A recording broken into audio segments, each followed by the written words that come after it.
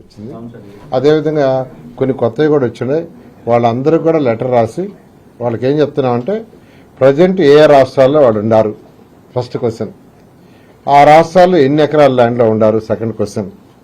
Third question ఎన్ని square feet of construction కట్టారు, ఎప్పుడు అసలు స్టార్ట్ చేశారు అక్కడ, తర్వాత ఎంతమంది ఎంప్లాయీస్ అక్కడ ఉన్నారు, ఎడ్యుకేషన్ ఇన్స్టిట్యూట్ అయితే ఎంతమంది స్టూడెంట్స్ ఉన్నారు. ఇలా కొంత డేటా తీసుకొని అవన్నీ కంపేర్ చేసి దాని ప్రకారం సైంటిఫిక్గా అలాట్ చేయమని యాక్చువల్గా ప్రపోజల్ పెట్టమని అధికారులకు ఆదేశించా. ఆ వర్క్ అధికారులు చేస్తారు. గతంలో రిజర్వ్ బ్యాంక్ లాంటి సంస్థలు భూమి కేటాయించారు కదా, అంతే స్థాయి భూమి ఇస్తారా మళ్ళీ దాంట్లో మార్పు చేరుతారు?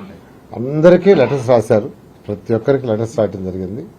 ఆల్రెడీ ఎవరైతే కన్స్ట్రక్షన్ స్టార్ట్ చేశారో వాళ్ళది మనం ఏం చేయలేం. ఆల్రెడీ కన్స్ట్రక్షన్ స్టార్ట్ చేయకుండా టైం అయిపోయిన వాళ్ళు ఉంటే అందరికీ లెటర్స్ రాసాము.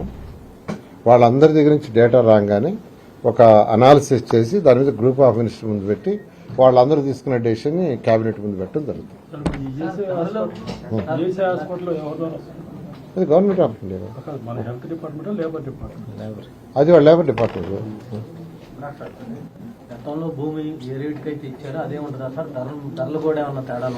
గతంలో వాళ్ళకి ఏ రేట్ ఇచ్చో అదే రేట్ ఉంటుంది. వాళ్ళకి ఇచ్చిన రేటు వాళ్ళకి ఆల్రెడీ ఇచ్చి యాక్చువల్ వాళ్ళకి డబ్బులు కూడా కట్టేశారు. ఇప్పుడు మళ్ళా మాట్లాడితే అది కరెక్ట్ కాదు కదా.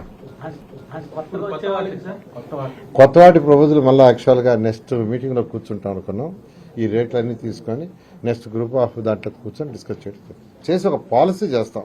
అంటే హోటల్స్కి ఎలా ఇవ్వాలా, ఎడ్యుకేషన్స్కి ఎలా ఇవ్వాలా, హాస్పిటల్స్కి ఎలా ఇవ్వాలా పాలసీ చేసి దాని ప్రకారం ముందు పోతుంది. దీంట్లో ఇవాళ అలాట్ చేసినట్లు పీపీ మోడ్